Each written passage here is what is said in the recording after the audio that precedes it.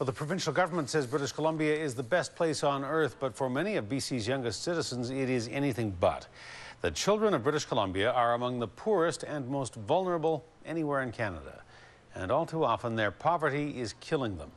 That's the essence of the latest report from BC's representative for children and youth, looking into the deaths of 21 babies in BC.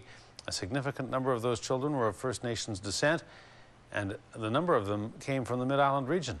A News reporter Shachi Curl has the story. On a cold February night, investigators gather outside an Esquimalt hotel.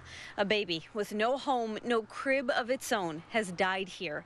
It is a heartbreaking example found in an examination of the heartbreakingly short lives of BC's poorest, most vulnerable children. The stark reality is shocking. Some children in BC live in abject poverty and squalor, and because of that, their life courses are irrevocably impacted. The deaths of 21 BC babies between 2007 and 2009 reveal none of them lived to see their second birthdays. All of them born to families struggling with poverty and inadequate housing, not getting the government help they needed. Most of the babies, 13 of them, died right here on Vancouver Island. You know, it's a small sample group, but clearly Vancouver Island jumps out. Some of them are on reserve communities, some of them are rural, some of them are urban, the urban motel situation. The vast majority, 15 of the 21 infants, were Aboriginal. This report tells their stories, and it should also shock us into realizing that the British Columbia of equal opportunity for all children is a myth, not a reality. We need to take a hard look at the types of supports and resources that First Nations are telling me, not just here in British Columbia, but all across the country, are sorely lacking.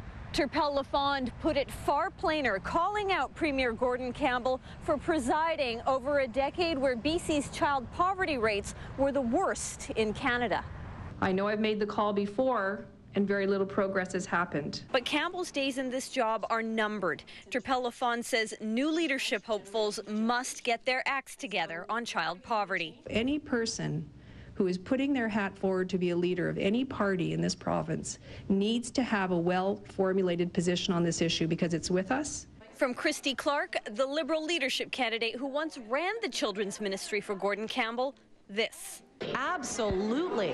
That's really important for making families work. If people have jobs, you have a good start. But as today's report shows, far too many children are impossibly far away from anything resembling a good start. In Victoria, Shachi Curl, A News.